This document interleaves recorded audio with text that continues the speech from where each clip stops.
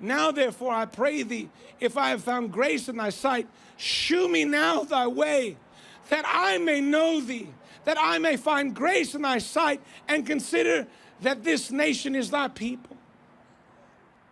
Moses is asking, show me thy way that I may know thee. Show me, God. Show me thy way that I may know thee. He talks to God face to face, but he's still hungry. He still wants to know his ways. I don't know about you, but listen, I want to know God. I want to know his ways. I want to know what pleases him, what doesn't please him. I want to know him. You can't think you're going to be close to God when you do things that offend him. You can't think you're going to be close to God when that which he's repulsed by you live in day and night.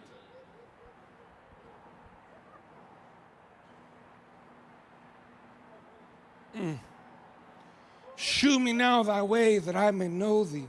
Moses, if anybody knows God, it's got to be you at that time. Moses had entered your heart at 40 years old to go and help your brethren. And then, yes, you made a mistake and you killed a man and you had to run. You're on the backside of a desert. But Moses, if anybody knows God, it's you. Moses, you had the burning bush experience. You had to take off your shoes because you were standing on holy ground. Moses, you saw the signs, the wonders, and the miracles. Moses.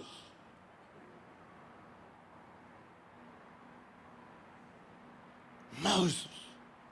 I mean, look, when everything was dark, there was land in Goshen. Moses, you literally, God used you to bring down the most powerful nation in the world and set people who were slaves over 400 years free. If anybody knows him, listen, Moses, you have to know him. But that's not his posture. Even after all that, Moses, you stretched forth your rod. You stretched it forth, and the Red Sea parted. Hither, just apart, and they walked through as though on dry ground. Moses, if anybody knows him, it's got to be you. You talk to him face to face. No, that's not his posture. You must always cry in your heart, show me thy ways that I may know thee. I've got to know you. Jesus. Let me tell you something. The nominal Christian that does not know the Lord will never shake anybody.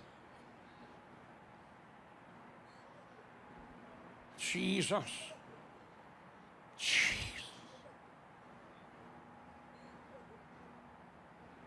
Just lift your hands right now. Let me tell you something. If Moses, under the old covenant, could draw as close to God as he did,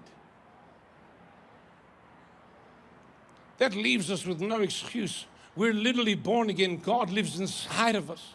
Yet on that day, Jesus said, on that day, many will say unto me, Lord, Lord, have we not prophesied in thy name, cast out devils in thy name, done many wonderful works in thy name? And they're going to hear these words, depart from me, I never knew you, you worker of iniquity. Newer translations, lawlessness. You didn't know my ways. You didn't do what I told you to do. Even though there were signs, wonders, and miracles. Listen, you saw my acts, but you didn't know my ways.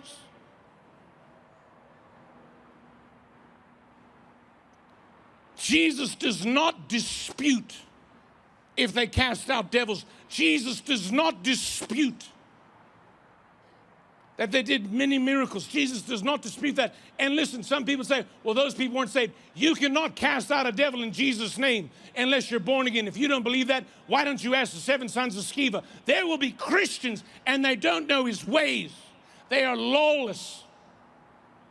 And they'll actually hear these words, depart from me. So if you don't think it's important to know God,